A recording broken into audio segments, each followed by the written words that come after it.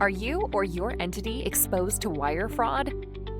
In today's rapidly changing digital landscape, the threat of wire fraud is ever growing. The fact is, at some point, your entity will be a target for fraud and could fall victim to it. 80% of U.S. organizations were targets of fraud in 2023 alone. The question becomes whether your current process will keep you in the attempted fraud category, not the victim category. But where does the real danger lie?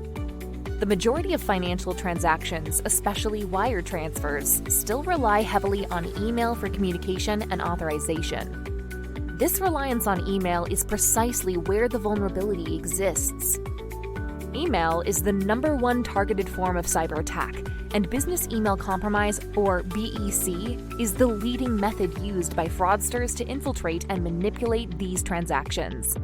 Hackers often monitor communications for weeks or even months before striking, redirecting funds, changing instructions, impersonating participants via email, and leaving victims to pick up the pieces. Who is at risk?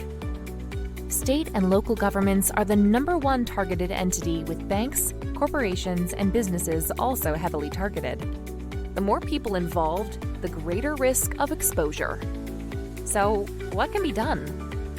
If email is the weak link, it's time to rethink how we handle financial transactions, especially wire transfers.